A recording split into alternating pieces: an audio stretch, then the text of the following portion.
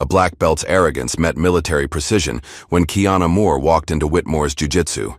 Dismissed as an outsider, mocked for her gender and race, she accepted their challenge with silent confidence. 14 seconds later, local champion, Logan Bradley, lay defeated, his humiliation captured for millions to witness online. What the gym never suspected. Beneath Kiana's quiet demeanor lay Spectre, an elite operative believed dead, whose combat skills had been honed in classified missions. As her viral victory exposed her identity to the world, it also alerted the shadow organization that had faked her brother's death years ago. The mat had become more than a battleground for respect. It was now the first move in a dangerous game of truth and survival. Just before we get back to it, I'd love to know where you're watching from today. And if you're enjoying these stories, make sure you're subscribed, because tomorrow's special episode is one you definitely don't want to miss. The sound of fists hitting, pads and bodies hitting mats echoed through the parking lot as Kiana Moore sat in her car, gathering herself. Outside Whitmore Brazilian Jiu-Jitsu Academy, she took a deep breath and adjusted the plain black hoodie she wore over simple gray sweatpants. Nothing flashy, nothing to draw attention, though she knew her presence alone would do that. Kiana's dark eyes surveyed the brick building, watching people filter in and out. Mostly men, mostly white. Her fingers briefly touched the small scar above her right eyebrow, a reminder of things she'd survived far worse than whatever waited inside. She stepped out of her car and approached the entrance, pausing only briefly before pulling open the heavy glass door. The smell hit her immediately: sweat, disinfectant, and something else. Testosterone, maybe. Men's voices and laughter grew louder as she approached the front desk. A young man with close-cropped blonde hair sat behind the counter, scrolling through his phone. He didn't look up when Kiana stopped in front of him. "I'm here to sign up," she said, her voice calm but firm. The young man, Troy, according to his name tag, finally lifted his gaze, his eyes scanning her with thinly veiled amusement. "You sure you're in the right place?" His eyes flicked over her shoulder, and he smirked at someone behind her. "I'm sure," Kiana replied. Troy shrugged, grabbed a clipboard, and slid it toward her without making eye contact. "Fill this out. Waivers on the back. Coach will decide if you're a good fit." Kiana took the clipboard and filled out the form while feeling eyes boring into her back. She could hear whispers, but she kept her focus on the paper in front of her. Name, address, emergency contact. She paused briefly before writing none. When she returned the clipboard, Troy glanced at it and snorted. "First class is free. After that, it's membership or nothing." "Understood." Kiana nodded and turned toward the main mat space. The room went oddly quiet as she entered. 20 pairs of eyes locked on her. The mat was crowded with men in various colored GIs, white, blue, and purple belts mostly. A few stopped mid-drill to stare. "Lost, sweetheart?" called out a voice from the back. A large bearded man with a blue belt laughed, nudging the guy next to him.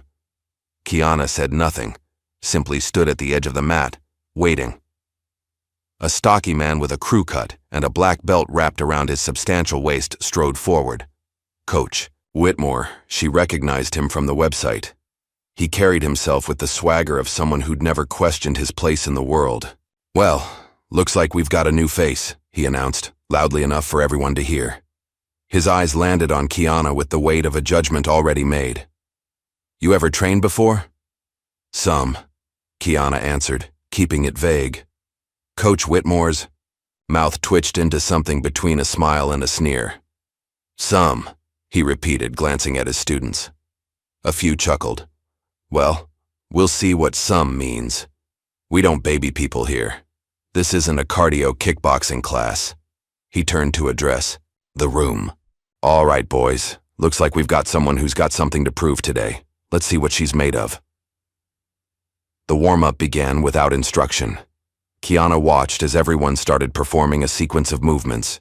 Forward rolls, backward, rolls shrimping across the mat. She followed along, mimicking what she saw. Her movements were precise, controlled, perhaps too controlled for someone claiming only some experience, but no one seemed to notice. Or if they did, they didn't care. "Partner up," Coach Whitmore barked. Everyone scrambled to grab a training partner. No one approached Kiana. She stood alone as pairs formed around her. "Troy," Coach called to the front desk guy who had now joined the class. "Show our new friend the basics." Troy gave an exaggerated sigh and trudged over. "Lucky me," he muttered. The first drill was simple. One person lying flat, the other passing their guard. Troy went first, kneeling between Kiana's legs with undisguised impatience. "You put your hands here," he said, roughly positioning her arms. "And keep your legs like this. Not that it matters. I'm going to pass anyway." He drove forward with unnecessary force, his elbow digging into her thigh as he attempted to establish side control. Kiana grimaced but adjusted, making it just difficult enough for him without revealing too much. When they switched positions, she moved with fluid efficiency, nothing flashy, just clean technique. As she moved to pass his guard, using textbook pressure, Troy's face registered a flash of surprise before hardening into determination. He began using more strength, twisting and bucking to disrupt her balance. Kiana remained composed, eventually passing to side control with such smooth precision that a few nearby pairs paused to watch. "Beginner's luck," Troy grunted as they reset. The class continued with increasing intensity: burpees, bear crawls, sprawls. When they finally moved to a drilling phase, Kiana executed a shrimping movement with such technical perfection that even Coach Whitmore paused momentarily before continuing his rounds. Halfway through class, the door swung open and a tall, muscular man strode in. Unlike the others, he wore no GI, just board shorts and a rash guard that clung to his sculpted torso. The room's energy shifted instantly. Backs straightened, voices lowered. "Logan," several guys called out in greeting. Logan Bradley, Kiana had seen his name and face plastered all over the gym's website and social media. Local champion. The gym's pride. He high-fived his way across the room before his eyes landed on Kiana. He did a double take, then made a show of looking around, her as if searching for someone else. "Yo, coach," he called out, a grin spreading across his face. "You let her join, or is this take your daughter to work day?" Laughter rippled through the room. Coach Whitmore smirked. "New blood. Says she's trained some. That right?" Logan's eyes narrowed as he sized her up. "Well, don't go easy on her then. Wouldn't want her to get the wrong idea about what real jiu-jitsu feels like." The remainder of the class was brutal. Every drill seemed designed to test endurance rather than technique. By the end, Kiana's hoodie was soaked with sweat, but her breathing remained steady, controlled. She'd endured far worse. As everyone began filtering toward the locker rooms, Kiana felt a presence beside her. A skinny young man with kind eyes and a white belt handed her a small ice pack. "For your shoulder," he said quietly. "Troy's a jerk. He went way too hard." He glanced nervously over his shoulder before continuing. "I'm Cody, by the way." "Kiana. You did good today," Cody added, barely above a whisper. "They don't say that to anyone who looks different around here." Kiana raised an eyebrow. "Different?" Cody swallowed hard. "You know, not a bro." His eyes darted toward a whiteboard on the wall that listed names in order of some internal ranking system. Not a single female name appeared in the top 20. "They make jokes about it. It's pretty messed up." "I see," Kiana said simply. "You coming back?" Cody asked. Before she could answer, a booming voice called out, "Hey, princess, you making friends with the fresh meat?" Logan stood a few feet away, toweling off his neck, staring pointedly at Cody. "Just being polite," Cody mumbled, immediately shrinking. "Sure," Logan drawled. "Real polite." He walked past them, deliberately bumping Cody's shoulder hard enough to make him stumble. After showering and changing, Kiana heard snippets of conversation from the men's locker room as she passed by. "Bet she doesn't last a week. Just another Instagram chick trying to say she trains. Have you seen her ass, though?" She kept walking, her face betraying nothing. That night, in her sparse apartment, Kiana sat cross-legged on the floor beside her bed. She opened a small wooden case and removed a worn belt, not a jiu-jitsu belt, but a military one with patches and insignia that few civilians would recognize. Her fingers traced the embroidered symbol of an elite unit that officially didn't exist. Next to it lay a photograph. Kiana in desert fatigues, arms slung around a man who shared her eyes, her smile. Both wearing the same unit patch. Her brother. "I'm not here to play," she whispered to the empty room, carefully replacing the belt in its case. 3 days later, Kiana returned to Whitmore's. She'd paid the membership fee without hesitation, ignoring Troy's surprised look when she handed over her credit card. She arrived early, wrapping her hands methodically with black tape, focusing on her breathing as other students filed in. Coach Whitmore entered with Logan trailing behind him like a favored son. Whitmore's eyes narrowed when he spotted Kiana. "Welcome back," he said, his tone suggesting he'd expected, perhaps hoped, she wouldn't return. "Hope you're ready to work today." The class began with takedown drills. Partners practiced shooting for doubles, singles, and trips. Again, no one approached Kiana until Coach Whitmore pointed to a heavy-set man with a brown belt. "Rocco, show the new girl how we do takedowns here."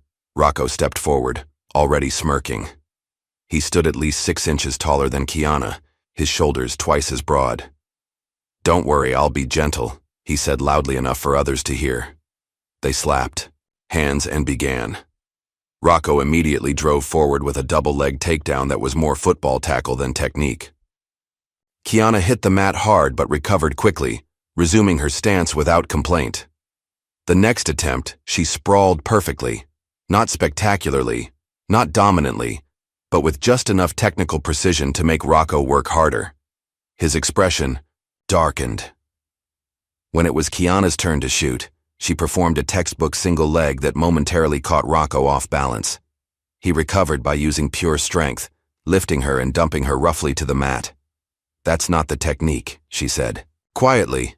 "It worked, didn't it?" Rocco retorted. The class transitioned to groundwork. Coach Whitmore demonstrated an armbar from guard, then set everyone to drilling. "Remember," he called out, "control is key. Tap your partner before there's pressure. We're not trying to snap arms here." His eyes drifted pointedly to Kiana as, he added, "most of us anyway." Paired with Rocco again, Kiana found herself immediately on the defensive. He established top position and moved quickly to isolate her arm. The technique was correct, but the application was aggressive. He cranked the armbar with sudden force, grinning as he did so. Pain shot through Kiana's elbow, but she didn't tap. Instead, she executed a perfect escape, twisting her body and pulling her arm free in a movement that shouldn't have been possible given the position. Rocco's face registered shock, then anger. "Lucky move," he muttered. They reset. This time, Kiana found herself in guard position. She executed the armbar drill precisely as demonstrated, applying controlled pressure until Rocco tapped. "Again," he demanded immediately. 3 more times they repeated the drill. Each time Rocco grew more aggressive, and each time Kiana matched him with technical precision that seemed to infuriate him further. During a water break, Logan approached Coach Whitmore, speaking in a low voice while glancing repeatedly at Kiana.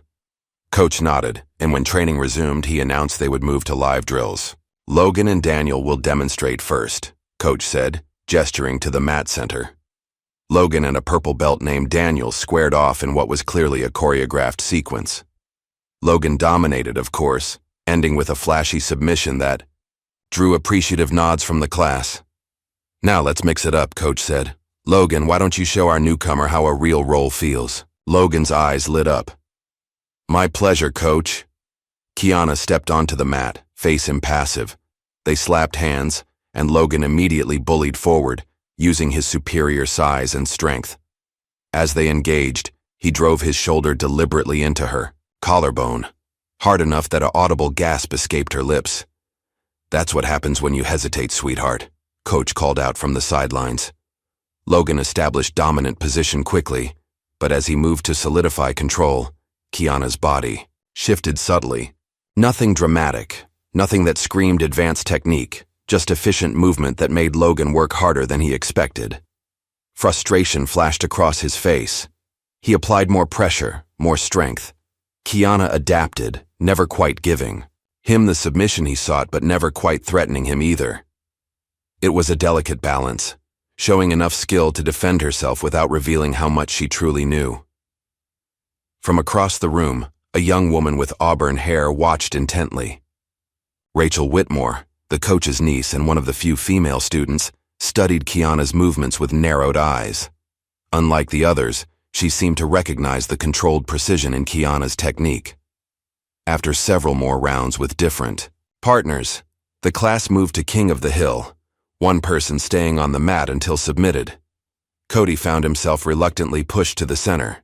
3 consecutive opponents tapped him quickly, each victory followed by increasing jeers from the sidelines. "Maybe he should join the kids' class," someone called out. When Kiana stepped up to face Cody, the room erupted in catcalls. "Go easy on him, new girl. This ought to be good. Don't hurt her feelings, Cody." They began slowly, Kiana allowing Cody to work positions she could have easily countered. When she gained an advantage, she whispered quiet instructions. "Frame with your arm here, and that's it. Now bridge." Cody managed to escape a bad position, and surprise registered on his face. The class continued to jeer from the sidelines. "Let her take your back, why don't you? You gonna let a girl beat you?" Logan's voice cut through the noise. Pathetic. After class, Kiana lingered, retying her belt as the room emptied. She overheard voices from Coach's office, the door left slightly ajar. "She's got some training," Coach Whitmore was saying. "More than she lets on." "So what?" Logan's voice replied. "Let her have her little moment. We'll make sure her second week's her last."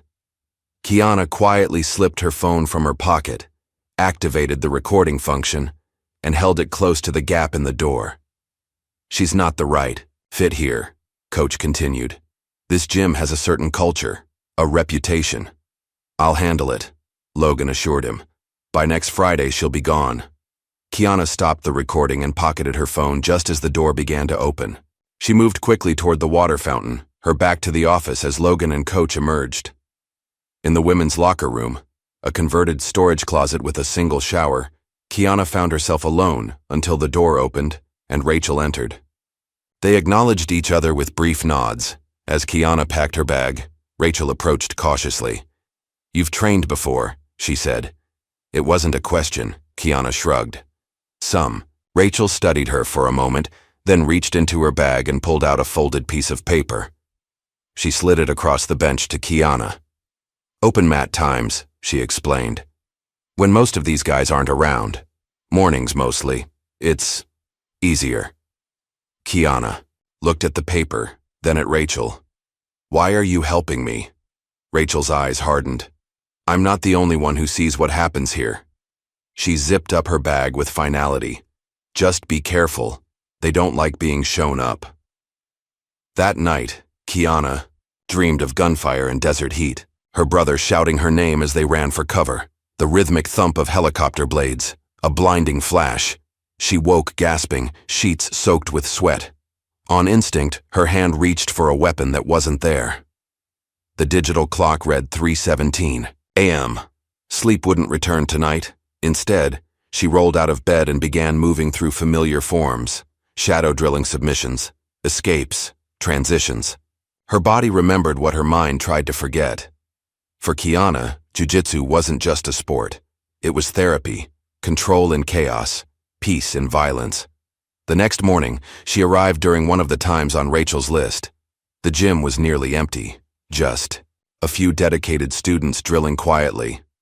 No Logan, no Coach Whitmore, just serious training without the theater. Kiana began her own warm-up routine, moving with more freedom now that fewer eyes watched. Her technique flowed naturally, the precise foot positioning, the expert weight distribution, the economy of movement that spoke of years of training. During a positional drill, she used a rare sweep, a technique not commonly seen outside high-level competition. Her partner, a quiet blue belt, looked startled as he found himself suddenly on his back. "Where did you learn that?" he asked, genuine curiosity in his voice. "Around," Kiana replied, helping him up. The next day, Cody caught up with her in the parking lot after class. "I should warn you," he said, glancing nervously over his shoulder. "People who've embarrassed Logan in the past, they don't last here. What happens to them?" Kiana asked. Different things. One guy had his car keyed. Another got accused of inappropriate touching during a roll. Total lie, but it stuck. Most just get bullied until they leave. Cody kicked at a stone on the pavement. It's messed up, but that's how it works here. Why do you stay? Kiana asked. Cody shrugged. No other gym for 30 miles, and... He hesitated. I need this. I get bullied everywhere else too. Kiana nodded in understanding. Thanks for the warning. That evening, Kiana sat in her car outside. The gym long after everyone had left. The windows had fogged slightly as rain began to fall. She watched the darkened building, weighing her options. She could find another gym. There were others, further away but without the toxic culture. She could report the behavior, though she knew how such complaints typically ended, especially coming from someone like her. Or she could stay. Fight. Not just for herself. Kiana got out of her car and walked through the rain to the gym door. Using the key card she'd been issued, she let herself into the empty building. The motion sensor lights flickered on as she entered, illuminating the mat where she'd been disrespected, underestimated, and marked as unwelcome. She stood in the center, water dripping from her jacket, her resolve hardening. You don't get to scare me off, she said aloud to the empty room. I've seen real war.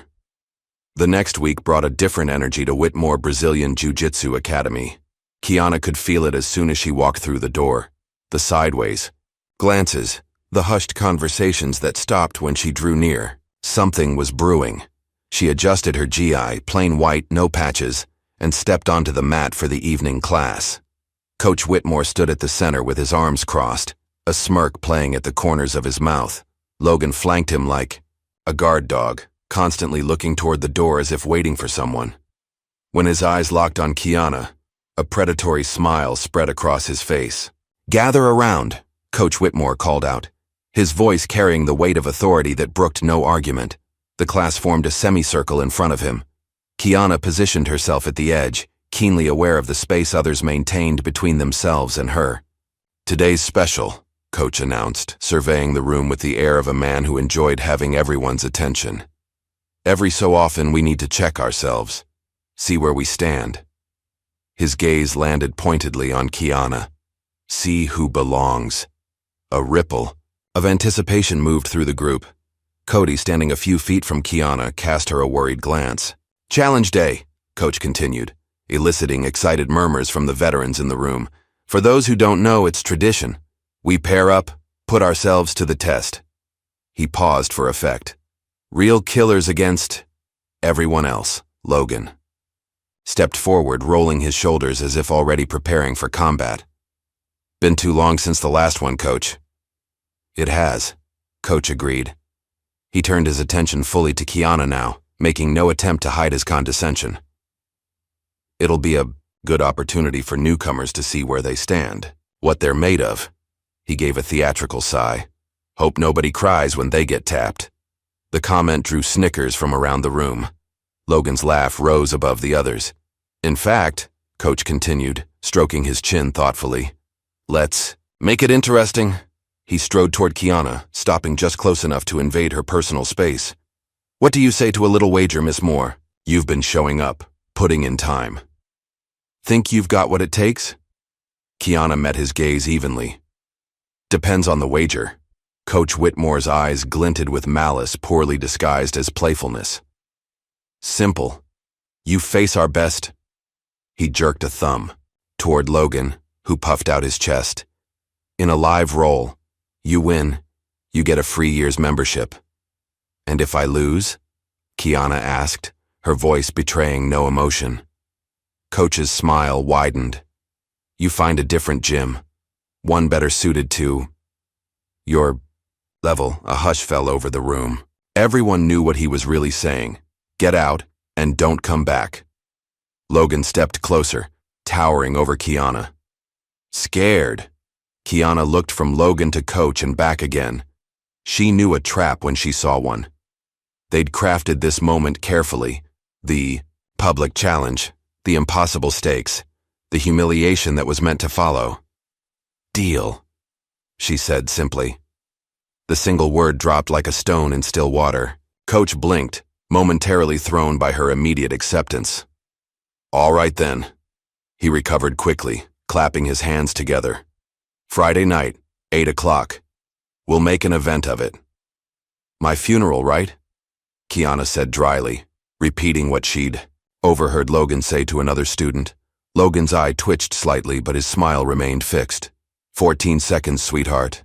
That's all you'll last." The rest of the class proceeded with a new electric tension. Groups formed and reformed, whispers spreading like wildfire. By the end of the evening, Kiana overheard plans being made, people inviting friends to witness the spectacle.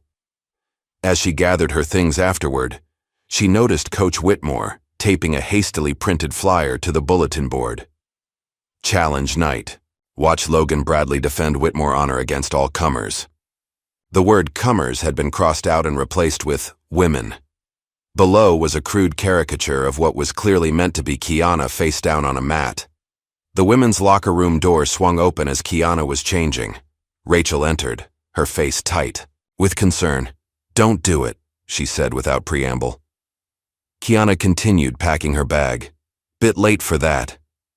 "You don't understand," Rachel insisted, lowering her voice despite them being alone. "My uncle, Coach, he doesn't fight fair. Ever. This isn't about jujitsu for him. It's about control." "I figured that out on day one," Kiana replied. "No," Rachel shook her head emphatically. "I mean, he'll do anything to win. Logan once dislocated a guy's shoulder during a challenge match. Another time, someone's water bottle got accidentally mixed with something that made him too sick to compete properly." She stepped closer. "I've been surrounded by men like my uncle my whole life. They change the rules whenever they're losing." Kiana zipped her bag closed and straightened, meeting Rachel's anxious gaze. "I've been surrounded by men like him before," she said quietly. "I'm still here." Rachel studied her for a long moment. "There's more to you than you let on, isn't there?" Kiana offered no confirmation, merely shouldered her bag. "See you Friday." Later that evening, Cody waited for Kiana in the parking lot, hunched against the cold, his breath forming clouds in the night air. "I was thinking," he began hesitantly as she approached. "Maybe we could, if you wanted, I could help you train, before Friday." He shuffled his feet. "I know I'm just a white belt, but I've seen Logan roll hundreds of times. I know his setups, his go-to moves." Kiana tilted her head, considering him. "Why would you do that?" Cody looked down, "Because what they're doing isn't right," and he hesitated, then blurted, "I've been keeping track. Screenshots of texts, recording locker room stuff, just in case they try something dirty during your match." Kiana's eyebrows rose in surprise. "That's risky." "Yeah, well," Cody shrugged, a small defiant smile forming. "Guess you're not the only one who's sick of their crap." The next few days passed in a blur of anticipation. The challenge match had taken on a life of its own. Posters appeared around the gym, each more mocking than the last. Logan had apparently done a social media video, snippets of which Kiana overheard students quoting, "14 seconds, that's all she'll last." Kiana trained alone in the pre-dawn hours, when the gym was empty save for the occasional early riser. She moved with the fluid precision of someone who had spent years honing her craft, no longer holding back now that no eyes were watching. Her shadow danced across the wall as she drilled transitions, escapes, and submissions. Muscle memory, from countless hours on mats far from here. On Wednesday evening, as she practiced alone, the outside door opened. Kiana paused, watching as an older black man in plain clothes entered. He wore no GI, just simple workout pants and a plain gray t-shirt. His close-cropped hair was salted with gray and a scar ran along his jawline. Their eyes met, and something passed between them, a recognition that went beyond words. He nodded once, then left without ever stepping onto the mat. The night before the match, Kiana's apartment was still and quiet. She sat cross-legged on the floor, a single candle burning before her. The wooden case that held her brother's belt lay open beside a framed photograph, the two of them in desert camo, arms around each other's shoulders, both much younger and worlds away from this place and time. "Tomorrow you'll see me again, wherever you are," she whispered. touching the edge of the frame gently. Then she closed her eyes and began to control her breathing, a meditation technique taught to her by instructors whose names were classified and whose methods were reserved for those who operated in shadows. Friday arrived with an air of spectacle. By 7:30, the gym was packed beyond capacity. People stood shoulder to shoulder around the mat area, which had been cleared to create a competition space. Someone had brought a cheap spotlight that now illuminated the center of the room. Phones were out, ready to record. Coach Whitmore strutted about like a ringmaster, shaking hands and accepting backslaps from friends and students. He wore a black polo shirt with the gym's logo emblazoned across the chest, his black belt prominently displayed around his waist, despite not planning to roll. "Where is she?" someone asked loudly as 8 o'clock approached. "Think she chickened." "Out? $50 says she doesn't show," another called. The door opened and Logan entered to cheers and applause. He wore a custom rash guard with Queen Slayer printed across the back, his expression one of absolute confidence as he fist-bumped his way through the crowd. "Let's get this over with," he announced, rolling his neck. "I've got a party to get to, and the only submission I'm interested in is from the blonde waiting for me there." Fresh laughter rippled through the room. Coach Whitmore clapped Logan on the shoulder, prideful as a father. At precisely 8 o'clock, the door opened again. The crowd parted as Kiana walked in, alone and unhurried. She wore a simple black rash guard and gray shorts, her hair pulled back tightly. Her expression revealed nothing as she made her way to the edge of the mat and began her warm-up stretches. The room quieted, a mix of anticipation and something else, something that hadn't been there before. Perhaps it was the way she carried herself, or the absolute calm in her eyes. Whatever the reason, some of the mockery had given way to curiosity. Coach Whitmore stepped to the center of the mat. "Ladies and gentlemen," he began, his voice booming, with theatrical flair, "welcome to Challenge Night." Cheers erupted around the room.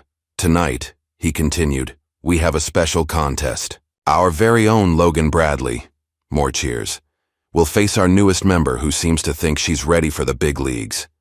He gestured toward Kiana with exaggerated politeness. "The terms are simple. 1 round, no time limit, submission only." His smile turned predatory. "Winner takes all, loser walks away. For good." Logan paced at his edge of the mat, bouncing on the balls of his feet like a boxer ready to charge across the ring. Kiana stood perfectly still, her breathing steady, eyes focused on a point in the middle distance. "All right, let's get this show on the road," Coach called. "Competitors to the center." The mat squeaked under their feet as Logan and Kiana approached the center. The crowd pressed closer, phones raised to capture the moment. Coach Whitmore stood between them, one hand on Logan's shoulder in a clear display of favoritism. "I want a clean match," he said, his eyes contradicting his words as they settled on Kiana. "Tap early, tap often. There's no shame in admitting when you're outmatched." Logan smirked. Kiana remained expressionless. "Shake hands," Coach instructed. Logan extended his hand with an arrogant flourish. Kiana clasped it briefly, her grip firm but controlled. "Try not to cry when I break something," Logan whispered, leaning in close. Kiana said nothing. "Begin." Coach stepped back, and the match was on. Logan circled aggressively, feinting forward with jabbing hand movements designed to intimidate. Kiana pivoted calmly, maintaining perfect distance. The crowd began to jeer. "Stop dancing and take her down already." Logan lunged forward for a double-leg takedown, his technique aggressive but sloppy with overconfidence. Kiana sprawled precisely, stopping his momentum. Before he could adjust, she had slipped to his side, one arm threading under his neck while the other controlled his wrist. The transition was so smooth it seemed choreographed, like water flowing downhill, finding the path of least resistance. In one fluid motion, Kiana locked in a triangle choke, her legs wrapped around Logan's neck and arm, cutting off blood flow to his brain. The crowd went silent. Logan struggled briefly, his face registering shock before darkening as the blood choke took effect. He tapped frantically against her leg. Kiana released immediately. The entire exchange had taken 14 seconds. The silence in the room was absolute. Coach Whitmore's mouth hung open. Logan sat up, gasping and disoriented, his face a mask of confusion and fury. "Rematch," he demanded as soon as he could speak. "That was a fluke." Coach Whitmore recovered quickly. "Yes, a restart." She caught. "You by surprise, that's all." Kiana shrugged. "Fine." The crowd, which had been stunned to silence, now buzzed with excitement. Phones were aimed with renewed interest. Logan slapped away a water bottle offered by a teammate, rage making his movements, jerky and uncoordinated. He returned to the center of the mat, his earlier swagger replaced by deadly seriousness. "Ready?" Coach asked. Logan nodded curtly. "Begin." This time, Logan was cautious, respecting the threat. He circled more carefully, looking for an opening. Kiana moved with him, her footwork precise. When Logan finally committed to an attack, a single-leg takedown, Kiana sprawled again, but this time used his momentum to pull him into guard.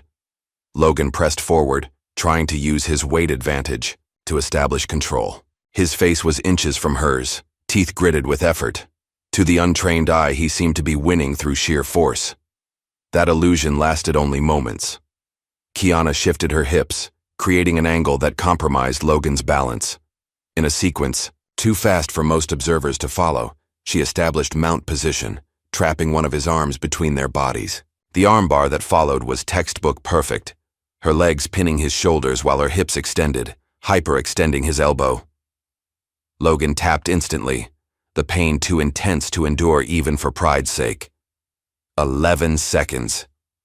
The room exploded, some in shock, others in disbelief, a few in genuine appreciation of what they'd just witnessed. Cody, standing near the back, was already typing furiously on his phone, a victorious grin spreading across his face. Logan scrambled to his feet, face contorted with humiliation and rage. "She cheated!" he shouted. But even as the words left his mouth, the absurdity of the claim was evident. There had been no cheating, just skill so superior, it appeared supernatural to those who'd underestimated her. "That's impossible," Coach Whitmore muttered, his complexion ashen. "No one taps. Logan, no one." Kiana stood calmly in the center of the mat, her breathing barely elevated. She looked at Coach Whitmore, then at Logan, then at the crowd of stunned faces.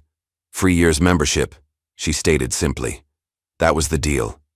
People began talking, all at once. Phones were held aloft, replaying the footage in slow motion. A few students, those who had experienced the gym's toxic culture firsthand, exchanged glances of quiet vindication. Cody pushed his way through the crowd, phone in hand. "I got it all," he said breathlessly to Kiana. Both submissions, clear as day. Logan, still seething, shoved past a group of onlookers and stormed toward the locker room. Coach Whitmore followed, his authority visibly crumbling as whispers spread through the crowd. "Who is she? Did you see how fast that triangle was? That wasn't beginner's luck." Rachel made her way to Kiana's side, her expression a mix of awe and concern. I don't even know what that was," she said. "But you need to be careful. Logan doesn't lose, and he especially doesn't lose like that. He's going to make this personal." As if on cue, a crash echoed from the men's locker room, the sound of metal hitting concrete, followed by cursing. Coach Whitmore's voice rose above, the din trying to calm Logan down. But the damage was done. The gym's golden boy was having a very public meltdown. "I was set up," Logan's voice carried clearly. "Nobody told me she was trained. This whole thing was rigged." Kiana began gathering her things, immune to the stares and questions now directed her way. This wasn't her first time being underestimated, and it certainly wouldn't be the last. She had made her point. Outside, the cool night air was a relief after the stuffy, tension-filled gym. Kiana walked to her car, aware of footsteps behind her. She turned to find Cody following, still clutching his phone with the evidence of her victory. "That was amazing," he said, his voice hardly above a whisper. "The way you he never stood a chance, did he?" "No," Kiana admitted. "He didn't." "Are you going to upload the video?" Cody asked. Kiana considered for a moment. Your video. Your choice. Cody nodded slowly, understanding the weight of the decision. People should see this, he said finally. Not just because of Logan, but there are other gyms like this. Other people being pushed out. Later that night, as Kiana sat cross-legged on her apartment floor, her phone buzzed with a notification. Cody had uploaded the video. By midnight, it had over 5,000 views. By dawn, 20,000. Comments flooded in. Who is this woman? Logan. Bradley just got humbled. Or seconds against a black belt? Is this real? Kiana watched the numbers climb with detached interest. Fame had never been her goal, but neither had invisibility. She had learned long ago that sometimes being seen was a tactical advantage. The next morning brought a storm of reactions. Coach Whitmore had issued a hastily worded statement on the gym's social media. Last night's challenge match provided a freak outcome that, while impressive, represents a teachable moment for all our students. Even champions have off days. We look forward to a rematch that better represents our gym's standards of excellence. The statement rang hollow, especially when paired with the growing number of shares Cody's video was accumulating. Several commenters pointed out that the off-day excuse fell flat when the supposed champion was tapped twice in under 15 seconds total. Other videos began to surface, clips from previous classes showing Logan's arrogance, coaches' dismissive treatment of non-male students, the general atmosphere of the gym. Someone had compiled a greatest hits reel of toxic moments, including Logan's 14-second sweetheart taunt, juxtaposed with his humiliating defeat in exactly that time frame. Kiana arrived at the gym for morning training to find the atmosphere dramatically altered. Students nodded respectfully as she passed. A few even approached with technical questions, their previous disdain replaced by curiosity or grudging admiration. Logan was nowhere to be seen. Neither was Coach Whitmore. Rachel approached during a water break, her expression troubled. "My uncle's on the warpath," she said quietly. "He's trying to control the narrative, but the videos keep spreading. Logan trashed the locker room last night after everyone left, broke a mirror, knocked over equipment." "Not surprising," Kiana replied. "There's something else," Rachel continued, lowering her voice further. "Someone commented on one of the videos. A retired military guy. He recognized you." Kiana's muscles tensed involuntarily. "He called you Spectre," Rachel said, studying Kiana's reaction. "Said he trained you. That people should good luck trying to beat her." Before Kiana could respond, her phone vibrated with a notification, an email from an anonymous address. The subject line read simply, "Spectre." Excusing herself, Kiana stepped outside to read it, in privacy. The message contained no text, just an image attachment. She opened it with growing unease. It was a surveillance photo, grainy but unmistakable, of her brother. He was dressed in civilian clothes, walking through what appeared to be a market somewhere in the Middle East. The timestamp in the corner read, 07/19/2018, 6 months after he had been declared killed in action. Kiana stared at the image, her heart pounding in her ears. The world around her seemed to fade as implications cascaded through her mind. If this was real, if her brother was alive when they told her he wasn't, then everything she thought she knew about that day, about his death, about her subsequent discharge, it was all built on lies. She looked up at the gym, at the people, flowing in and out, oblivious to the earthquake that had just shifted her reality. The Jiu-Jitsu challenge, Logan's humiliation, Coach Whitmore's toxic empire, all of it suddenly seemed trivial compared to what this photo represented. Her phone buzzed again, another notification from Cody's video, now at 100,000 views and climbing. She was going viral at the exact moment her past was resurfacing. The timing couldn't be coincidence. Someone had found her, someone who knew who she was, what she had done, and most importantly, what had been kept from her. Kiana slipped her phone into her pocket, her mind already shifting into the tactical awareness that had kept her alive in war zones. The game had changed. This wasn't just about standing up to bullies anymore. This was about unearthing buried truths, and clearly, someone wanted her to start digging. By Monday morning, Kiana's world had shifted on multiple fronts. The video of her match against Logan had exploded online, surpassing 500,000 views. What had started as a local gym conflict had morphed into something much larger, a viral moment that spoke to anyone who'd ever been underestimated or pushed aside. Online forums dedicated to martial arts were dissecting her technique frame by frame. Some questioned her background, pointing out that her level of skill didn't develop overnight. Others connected dots that Kiana had carefully tried to keep separate. "That's Spectre," wrote one commenter who claimed to be a retired Marine. "Trained with her once, like rolling with a ghost, there but not there, always 3 steps ahead," another replied. "Spectre was a rumor, special ops fairy tale." "Believe what you want," the first commenter responded. "But I saw an instructional video from a classified hand-to-hand combat program. Woman moved exactly like her. Same precision, same efficiency. If that's really Spectre in this gym video, that loudmouth never stood a chance." The thread continued, accumulating hundreds of replies as people debated the existence of a shadowy female operative, codenamed Spectre, who had reportedly trained special forces in close-quarters combat techniques. Kiana read these discussions with growing unease.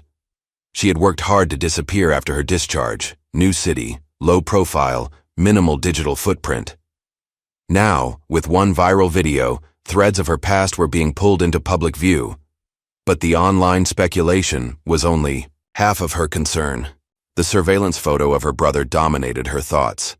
She'd spent the weekend analyzing it meticulously, the location, likely a market in northern Iraq based on the architecture, the timestamp, authentic as far as she could tell, and, most importantly, her brother's face.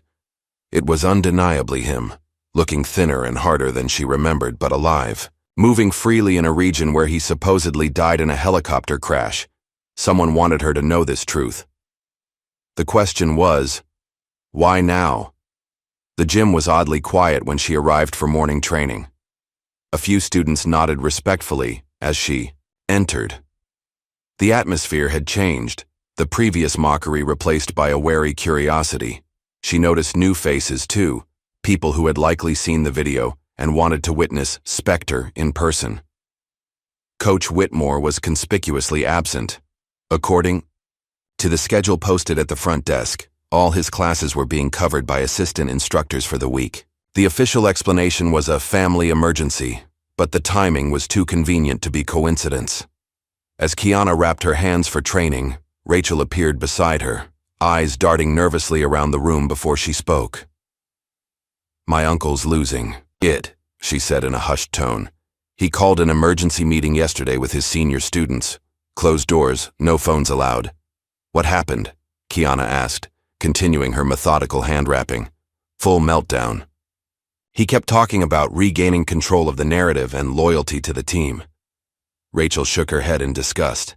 "Some of the brown belts are questioning him now, asking why he let things go so far with Logan, why he turned a blind eye to all the bullying."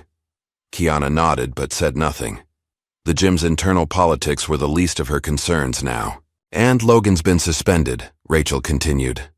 "Officially it's a mental health break, but it's damage control. He threatened Cody in the locker room after the video went viral, said he'd make him regret putting it online." This caught Kiana's attention. "Is Cody okay?" "For now. But Logan's unstable. He's convinced himself you two set him up, that it was all some elaborate plan to humiliate him." Rachel sighed. "He keeps saying you ruined everything." After Rachel left to teach her morning class, Kiana's phone buzzed with notifications. Local news outlets wanted interviews. Podcast hosts extended invitations. 2 women's self-defense organizations asked if she would consider speaking at upcoming events. She declined them all with brief, polite messages. Fame had never been her goal. "You're turning down some good opportunities," Cody observed when she met him for coffee later that day. His face still carried the glow of vindication, his phone continuously lighting up with alerts from the video. "I'm not here to be famous," Kiana replied simply. "I'm here for the truth." Cody's expression shifted to confusion. "The truth about what?" Kiana hesitated, weighing how much to share. Cody had proven himself an ally, but her military background and her brother's apparent survival were complicated matters involving classified operations. "It's complicated," she said finally. "Well, while you're figuring that out," Cody said, his voice dropping to a whisper as he leaned across the table, "I found something interesting." He slid his laptop toward her. "I've been digging into some forms used by ex-military jiu-jitsu instructors. Look at this." On the screen was a restricted message board that should have been inaccessible to civilians. Somehow, Cody had gained entry. Threads with titles like "Spectre Sighting Confirmed" and "Project Emberlight Resurfaces" dominated the recent posts. "This Project Emberlight keeps coming up," Cody explained, scrolling through the messages. "From what I can piece together, it was some kind of covert training unit. Psychological warfare combined with advanced ground combat tactics." Kiana's face remained neutral, but her pulse quickened.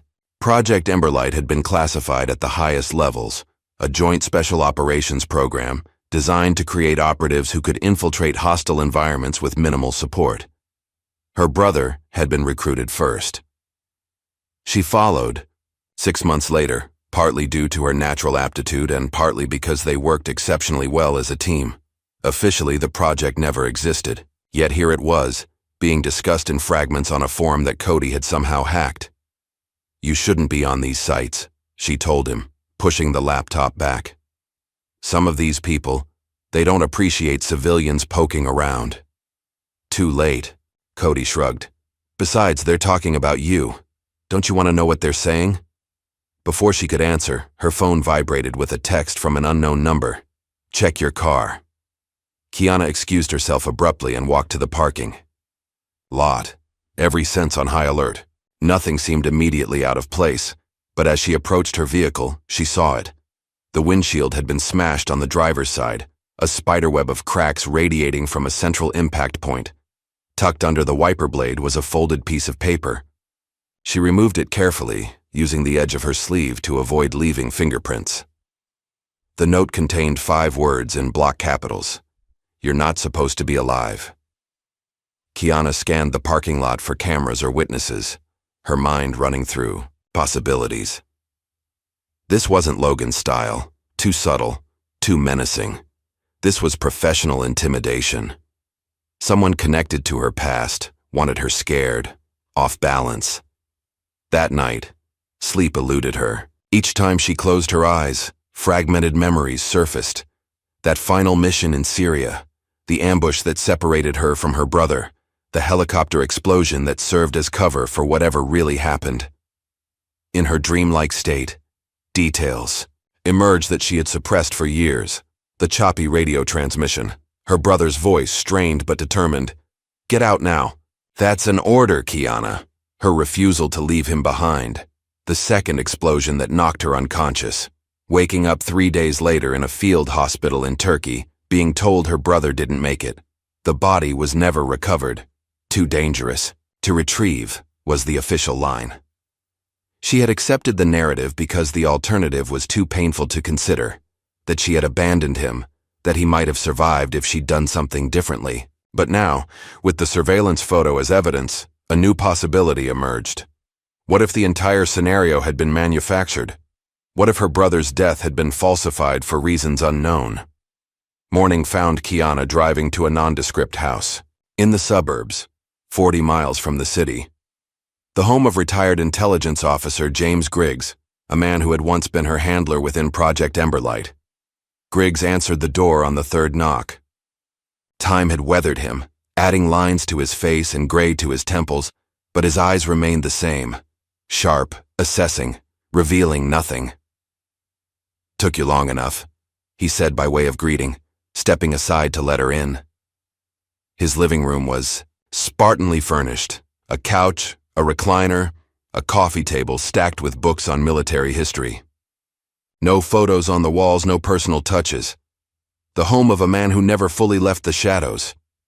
"You've stirred up quite a hornet's nest," Griggs remarked, pouring coffee into plain mugs. 14 seconds. Impressive, but not exactly keeping. A low profile. "I didn't come about the video," Kiana said. No. Griggs handed her a mug. You came about your brother. Kiana removed her phone and showed him the surveillance photo. Griggs studied it without surprise, as if he'd been expecting. This exact development. Is it real? She demanded. Griggs sighed heavily, setting his coffee down. Yes. The simple confirmation hit Kiana like a physical blow. She had suspected, hoped, feared, but hearing it confirmed made it real in a way that shook her to her core. How long have you known? I had suspicions from the beginning, Griggs admitted. The retrieval operation was shut down too quickly, the paperwork processed too efficiently. When your name showed up in an unauthorized resurrection database 18 months later, I was certain. Unauthorized resurrection? Kiana repeated. Intelligence term for operatives brought back into service after being officially declared dead or discharged, Griggs explained. Your brother's name was flagged in a system I still have access to. Someone reactivated him for off-books work. Why? Kiana's voice wavered for the first time. Why fake his death? Why lie to me? Griggs studied her face. Leverage, he said. Simply. You were the more valuable asset, better instincts, better adaptability. But you were also more independent, harder to control. Your brother was your weak point. My guess? They separated you, faked his death, then used him as insurance to keep him compliant for whatever they needed him for. Who's they? That's the real question, isn't it? Griggs leaned forward. Project Emberlight officially disbanded after your brother's death. But operatives like you two don't just get discarded. My bet is a splinter group, private contractors with government connections. They're using your skill sets without the oversight. I need to find him, Kiana stated, firmly. And that's exactly what someone wants, Griggs countered. Think about it, Kiana. Why send you that photo now? Why wait until you've gone viral? Someone's manipulating you, setting up a board where all the pieces are in motion. That evening, Kiana sat alone on the empty mat of Whitmore's gym. She had used her membership card to enter after hours, needing the space to think. The revelation about her brother had shifted everything. What had started as a simple desire to train at a local gym had morphed into something far more complex, a conspiracy involving her past and, potentially, her future. She tied her belt with deliberate precision, finding comfort in the familiar, ritual. Whether by design or coincidence, forces from her military life had converged with her present. The video had made her visible again, to allies and enemies alike. They wanted me to disappear, she whispered to the empty room. But I'm still here. Her resolve hardened as she looked around the space where she had been ridiculed, underestimated, and ultimately, where she had triumphed. Now, I'm going to make some noise. The week that followed brought seismic shifts to Whitmore Brazilian Jiu-Jitsu Academy. Attendance had spiked as curious practitioners from across the city came to train where Spectre had emerged. Coach Whitmore remained conspicuously absent, with rumors circulating that he was meeting with lawyers about the gym's suddenly tarnished reputation.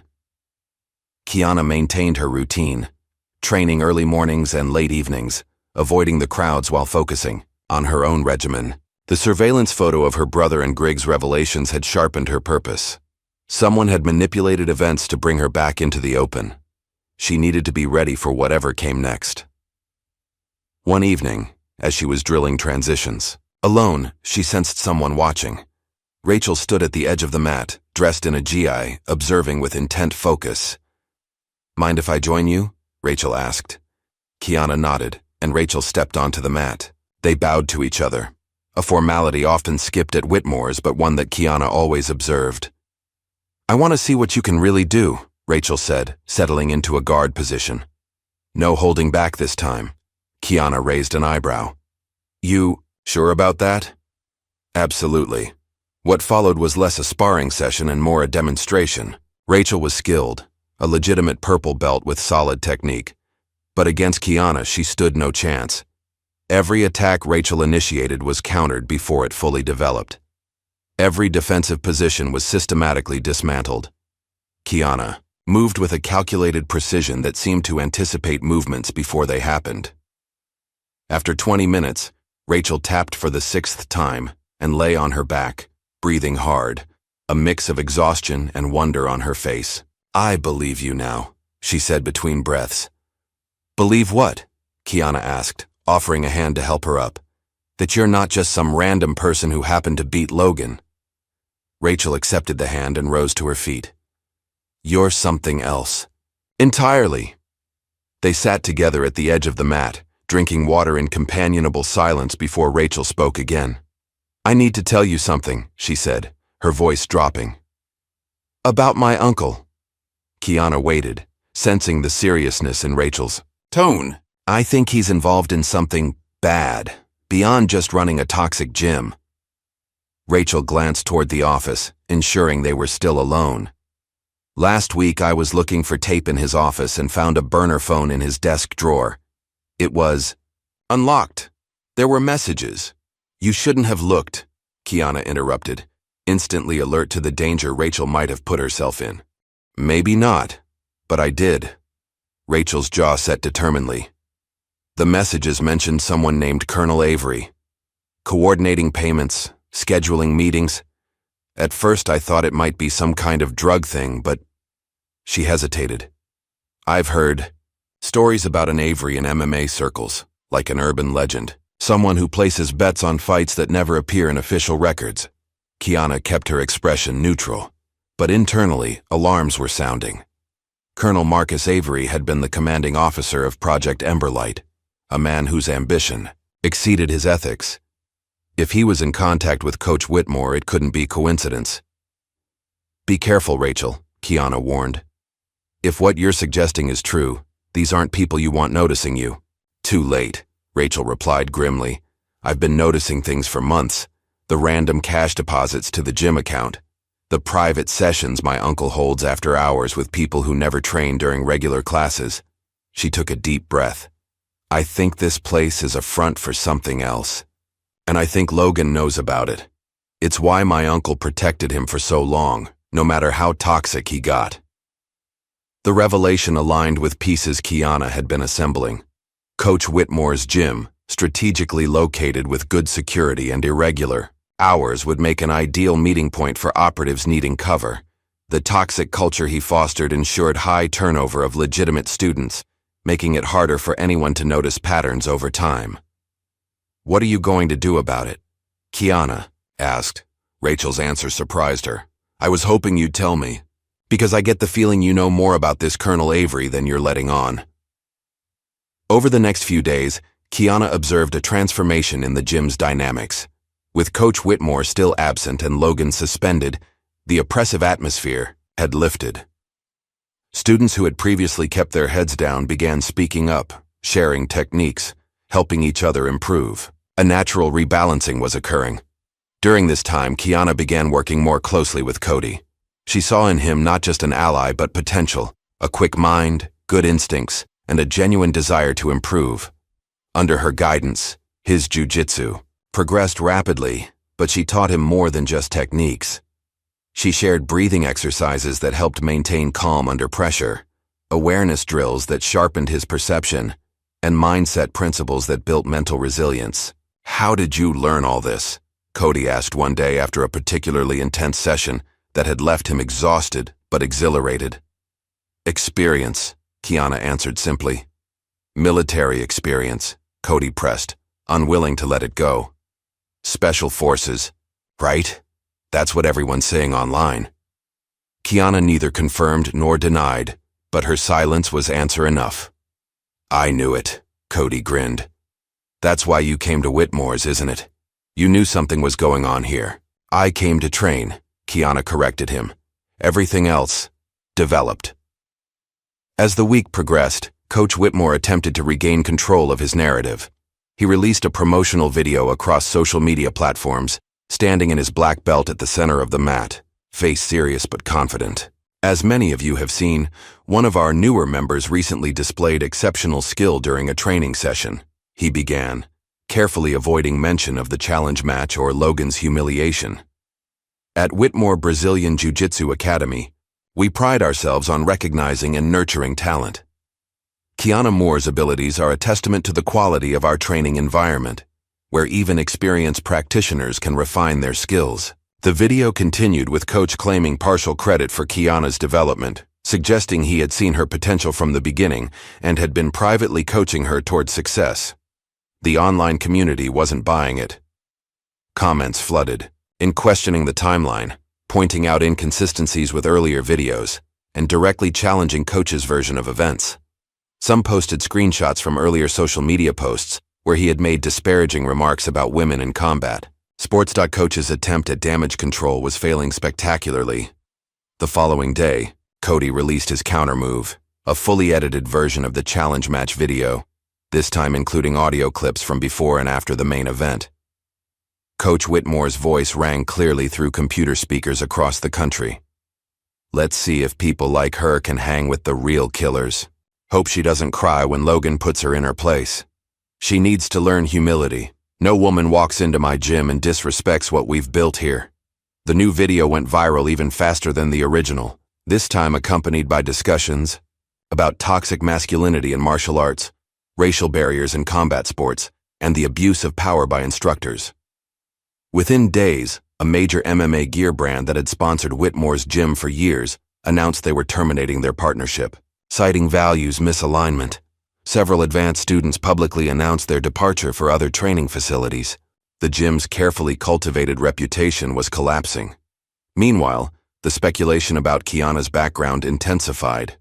A former SEAL appeared in a YouTube documentary titled Who is Spectre, where he discussed a classified hand-to-hand combat program that had supposedly recruited one of the youngest black women ever to serve in special operations. While he never named Kiana directly, the implication was clear.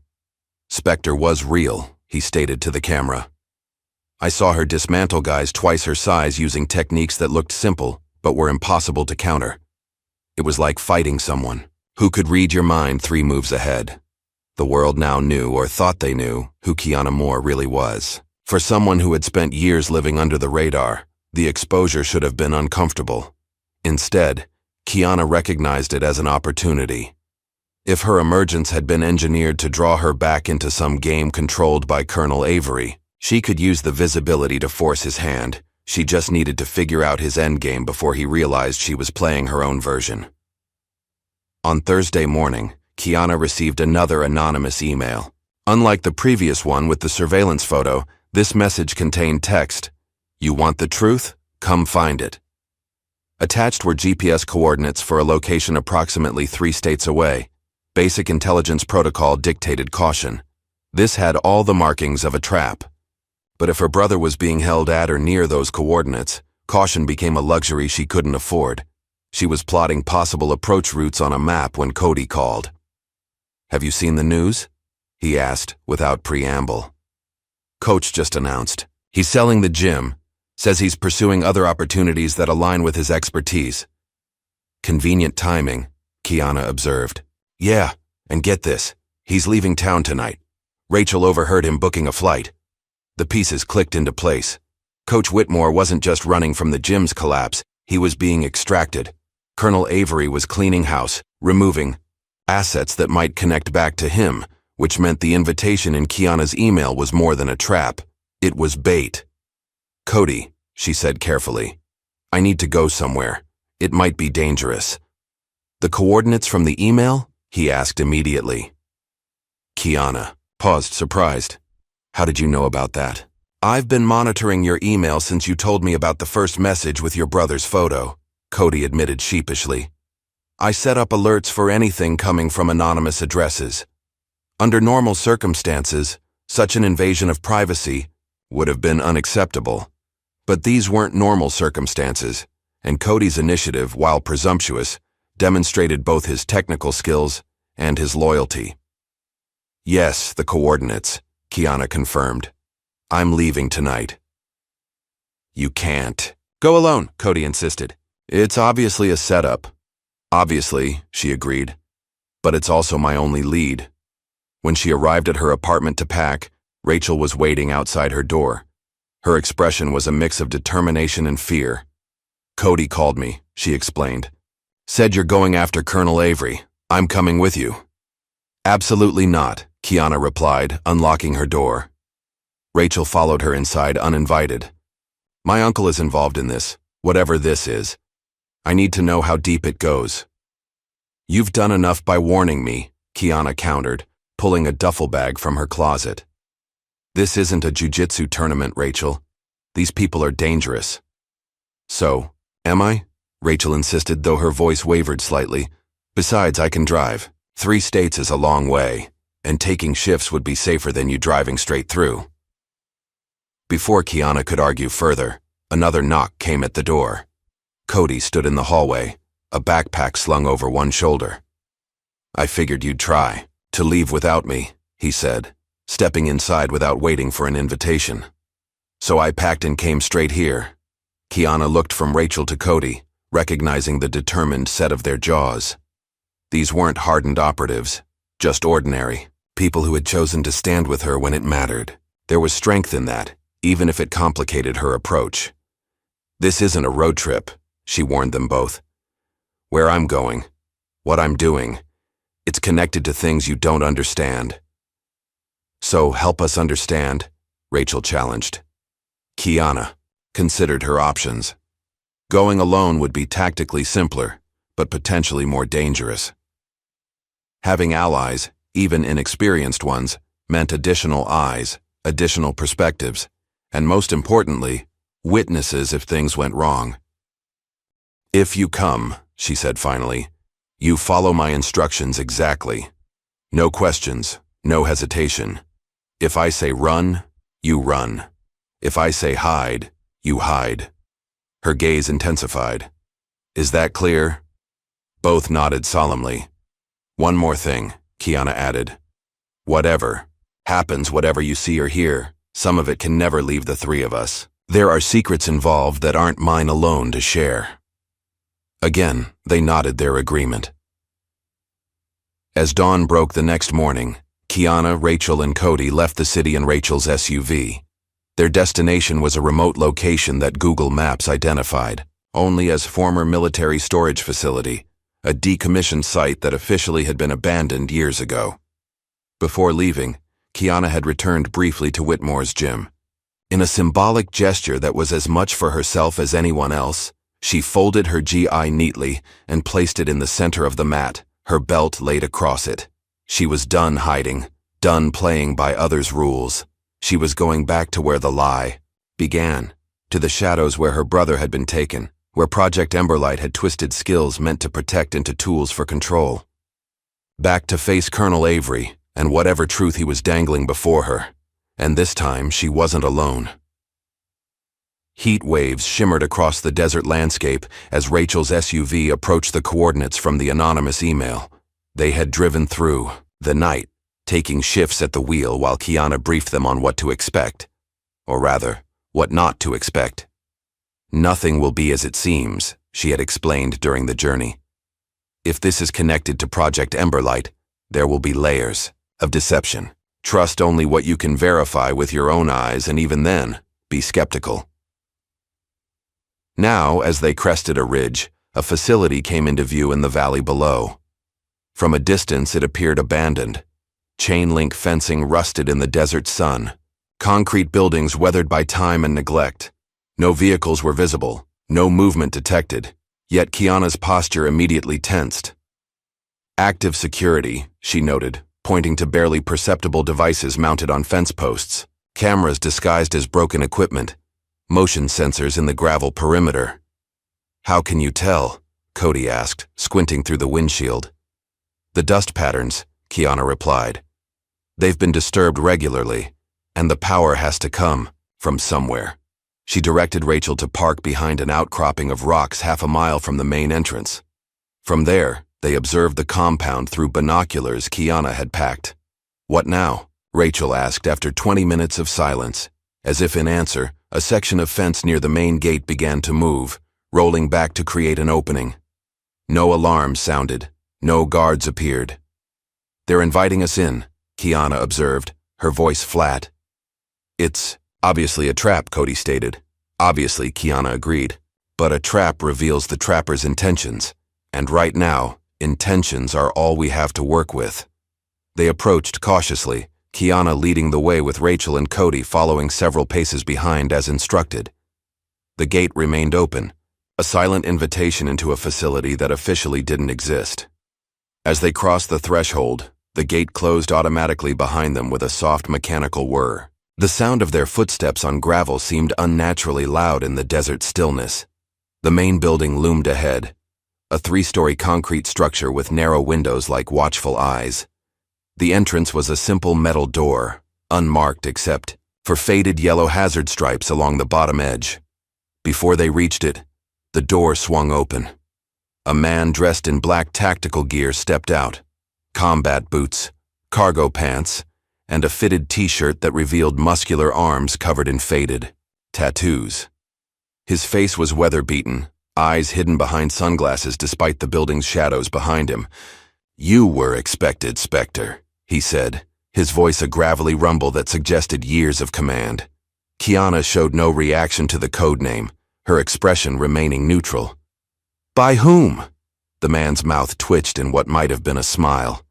"Those who remember Project Emberlight." He glanced at Rachel and Cody. "Though your companions were not part of the invitation." "They go where I go," Kiana replied firmly. The man studied them for a long moment before nodding once. "Your call, but not everyone's happy you came." He turned and re-entered the building, clearly expecting them to follow. The interior was dimly lit and surprisingly cool after the desert heat. Their footsteps echoed on concrete floors as the operative led them through a series of corridors.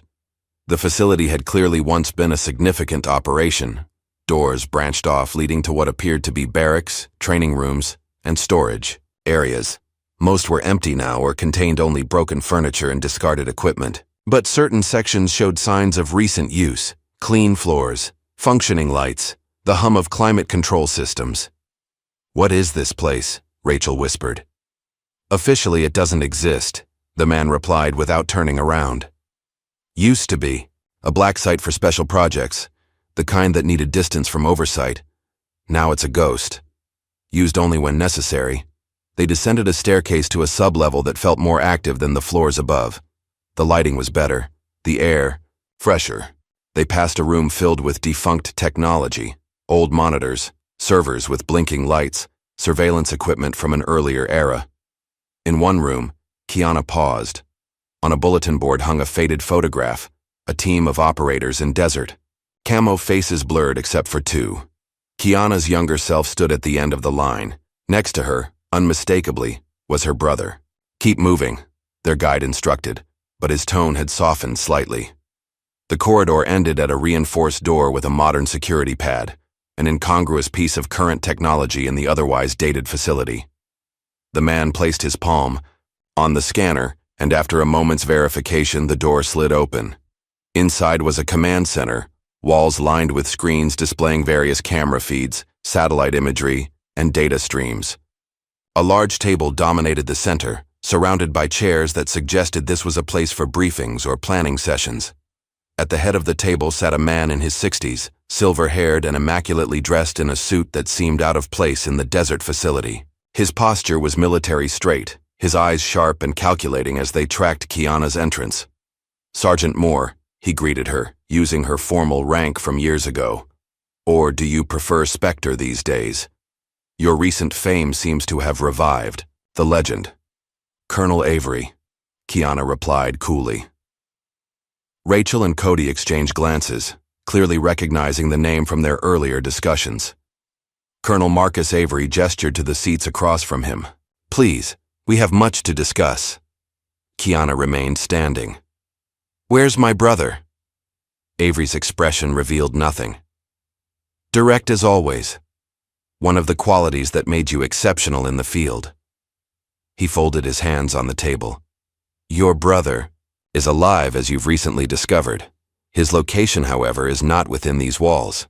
Then why am I here? Because you need to understand the situation before actions are taken that cannot be undone." Avery nodded toward one of the screens where a satellite image appeared, a compound surrounded by desert, similar to their current location but clearly elsewhere. "He's being held here, technically secure, technically outside U.S. soil, which places him in a jurisdictional gray area that is proven convenient." "Convenient for whom?" Kiana's voice had taken on a dangerous edge. For those who found value in his particular skill set, Avery replied.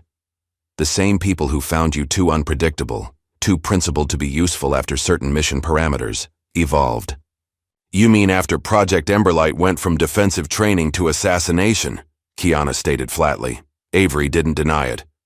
Terminology aside, the project's scope expanded. Your brother adapted. You resisted. Decisions were made.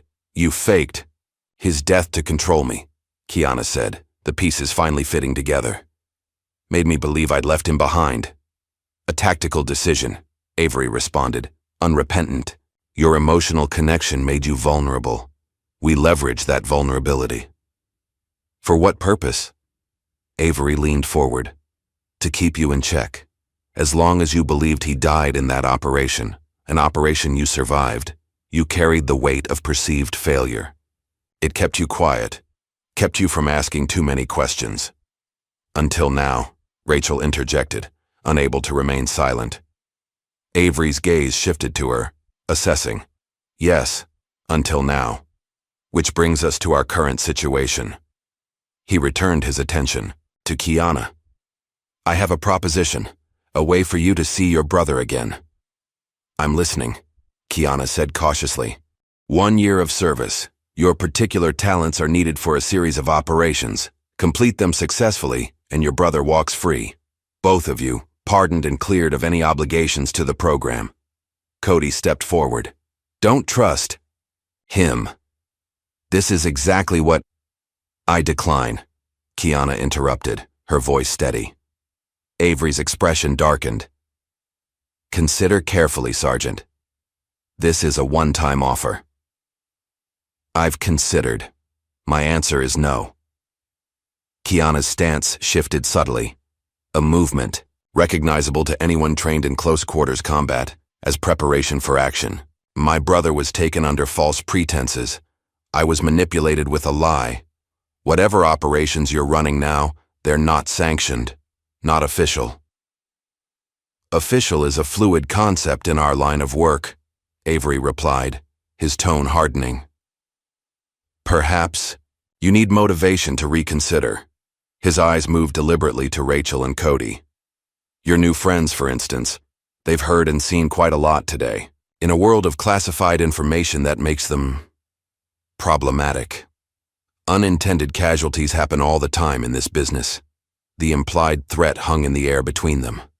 Kiana's hands clenched at her sides, a barely perceptible tension running through her frame.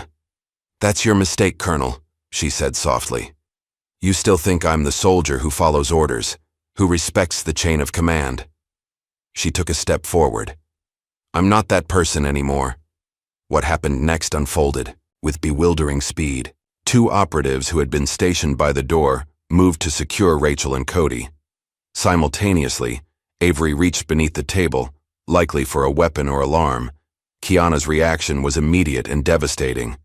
She intercepted the first operative, with a palm strike to the throat, followed by a sweep that sent him crashing into his partner. As both men struggled to regain their footing, she closed the distance to Avery, securing his wrist in a lock that prevented him from completing whatever action he'd intended. Rachel, Cody, out, service tunnel, left from the main corridor, she shouted, maintaining control of Avery while simultaneously retrieving something from his jacket pocket, a key card, and what appeared to be a small hard drive. Rachel grabbed Cody's arm and pulled him toward the door as 4 more operatives rushed into the room. Kiana released Avery with a shove that sent him sprawling across the table, then engaged the new threats with controlled, efficient movements. Unlike the exhibition at the gym, this was Kiana operating at full capacity. Each movement flowed into the next, using her opponent's momentum against them, targeting vulnerable points with precision strikes. She disabled 2 men with joint locks that left them writhing on the floor, dodged a baton swing from a third, and used a nearby chair to create distance from the fourth. Through the chaos, Rachel and Cody managed to escape into the corridor. Kiana followed moments later, slamming the reinforced door and using Avery's keycard to lock it from the outside. This way, she directed, leading them at a run through the maze-like facility. Alarms began blaring as they located the service tunnel, a narrow maintenance passage that sloped gently upward toward what appeared to be a secondary exit. The tunnel was dimly lit by emergency lighting that cast long shadows as they ran. Behind them, shouted commands and the sound of pursuing. Footsteps grew louder. "They're catching up," Cody gasped, clearly struggling to maintain the pace. "Almost there," Kiana assured him, pointing ahead to where daylight filtered through a grated opening. They emerged into the desert heat, 100 yards from the main fence. Rachel's SUV was visible in the distance, partially hidden by the rock formation where they'd left it. As they sprinted across the open ground, the sound of an engine roared to life behind them. A black armored vehicle burst through a concealed garage door in the facility's side, kicking up dust as it accelerated in pursuit. Through the tinted windshield, Colonel Avery's face was visible, his expression contorted with rage. "He's getting away," Rachel panted as they reached her vehicle. "Let him," Kiana replied, her eyes tracking the armored car as it bypassed them, heading instead for the main road. "He thinks he's won, but he's just shown us what matters to him." As they climbed into the SUV, Avery's vehicle disappeared over a ridge, but not before he'd rolled down his window enough to shout a final taunt.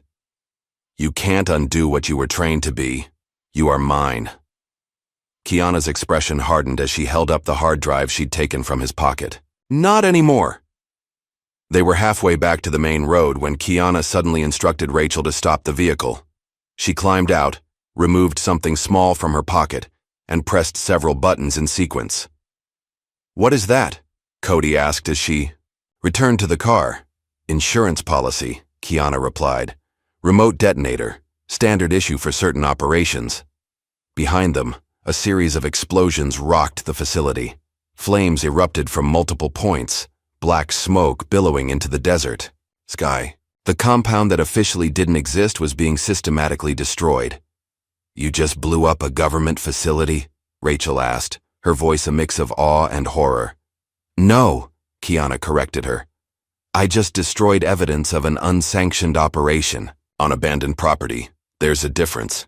They drove in silence for many miles, each processing what had transpired. The reality of their situation was settling in. They had directly opposed a man with significant resources and connections, a man who now had every reason to view them as threats. "What happens now?" Cody finally asked as the desert gave way to the outskirts of civilization. Kiana stared out the window, her reflection in the glass revealing a determination that had crystallized through conflict. "Now we find my brother." The city skyline appeared on the horizon 3 days later as they completed the final leg of their journey home. They had taken a circuitous route, switching vehicles twice and staying in cash-only motels under false names, precautions Kiana insisted upon.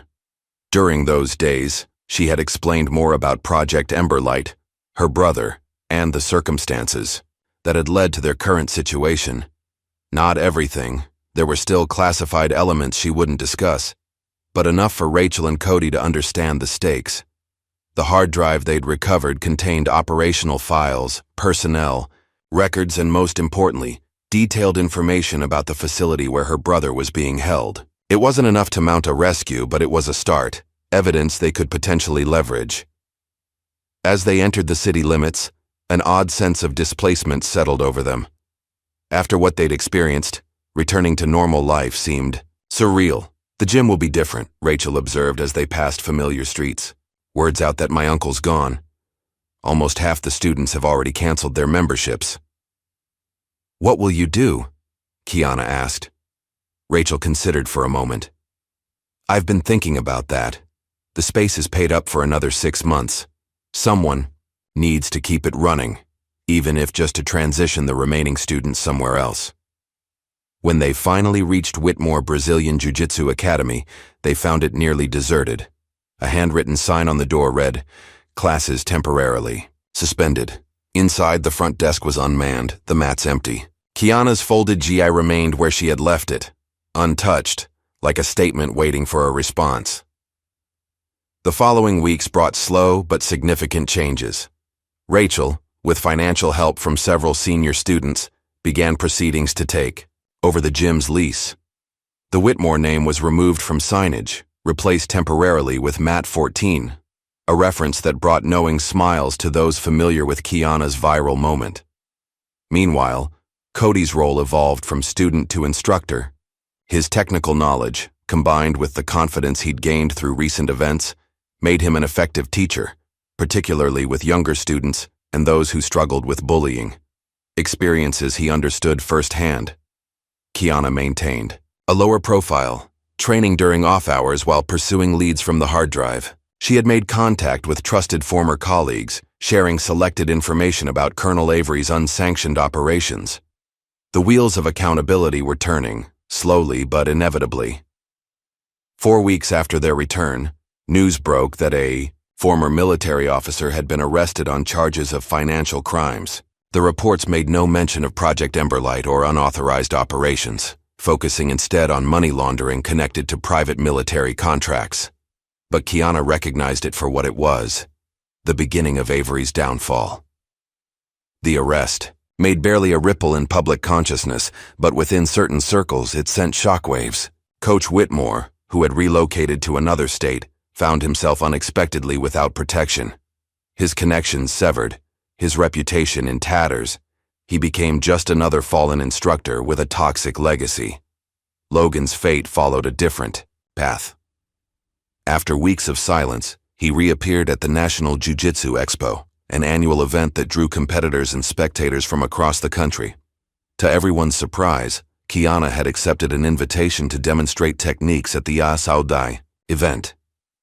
Her appearance created a buzz that filled the main hall to capacity. Spectators pressed against barriers, phones raised to capture footage of the woman who had become a symbol of skill, overcoming arrogance. As she prepared to begin her demonstration, a commotion at the entrance drew attention. Logan pushed his way through the crowd, his face set in grim determination.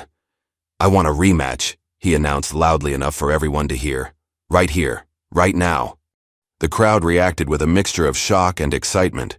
Event organizers conferred hurriedly, clearly unprepared for this development.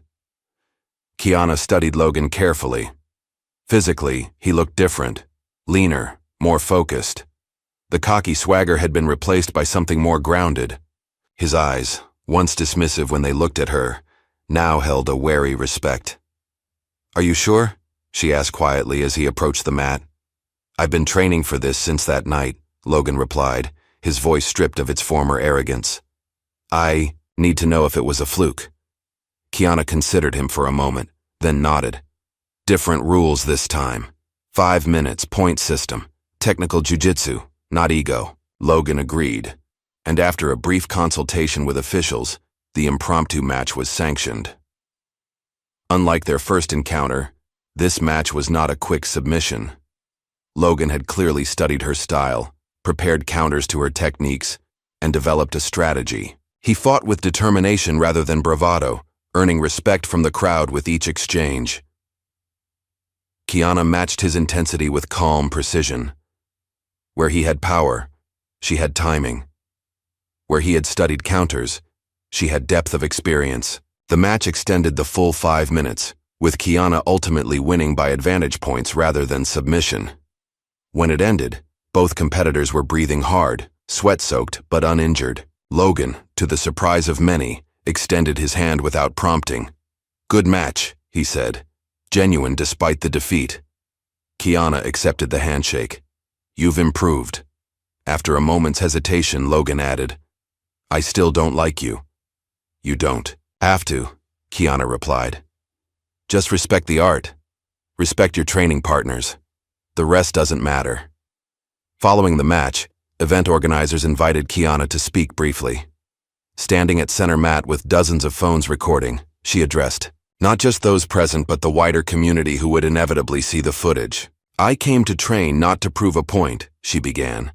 "But sometimes the mat reveals truths we need to face. About skill, about character." Her gaze swept across the room.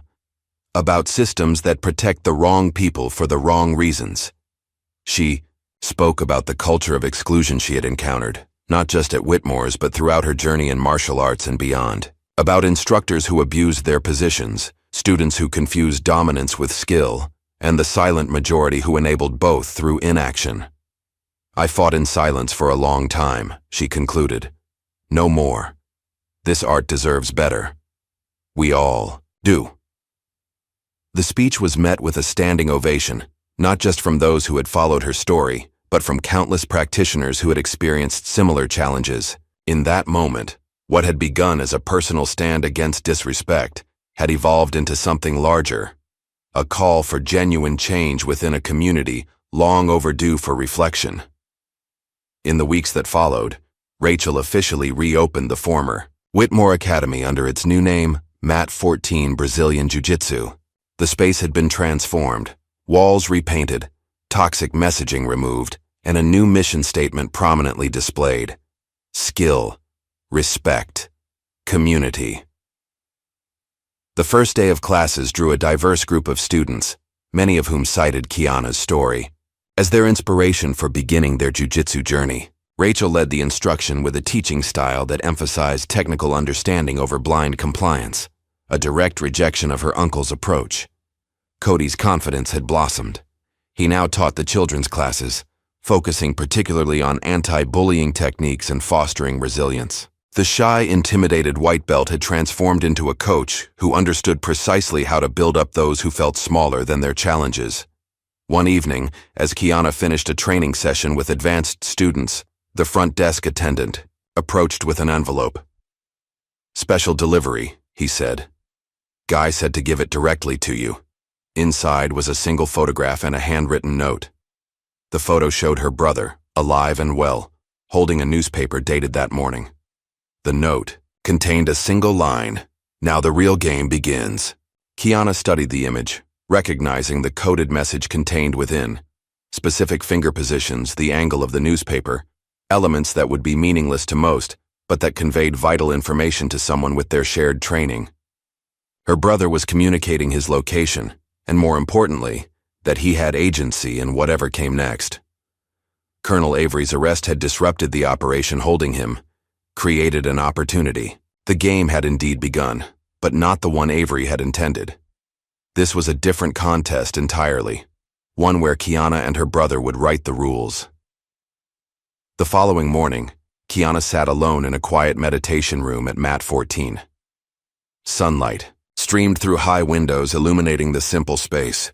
She wore her jai, no belt, just the white uniform that symbolized both beginning and essence.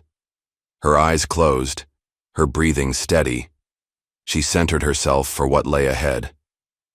The path forward would not be easy, but for the first time in years, it was clear. Her brother was alive. Avery's operation was compromised. The web of manipulation that had entangled them both was unraveling. As she opened her eyes, the door slid open. Rachel and Cody stood at the threshold, along with several students who had become allies during recent events. They lined up along the edge of the mat, a silent testament to the community that had formed through shared adversity. Kiana rose, meeting their expectant gazes with quiet resolve. "I'm not a belt," she said softly, echoing words she had once whispered to herself. "I'm not a rank. I'm what they tried to bury." She stepped onto the mat as they formed a line behind her, ready to follow wherever this journey led next. The image held for a moment, Kiana at the front, surrounded not by the shadows of her past but by the light of hard-won connection. In that moment, she was neither Sergeant Moore nor Spectre. She was simply Kiana, unranked, unbroken, unbound by others' definitions. Spectre rises. Was it ever about the 14 seconds that made her famous, or the years of silence that made her strong? If this story of hidden strength resonated with you, hit that like button and subscribe for more tales of extraordinary people reclaiming their power against impossible odds.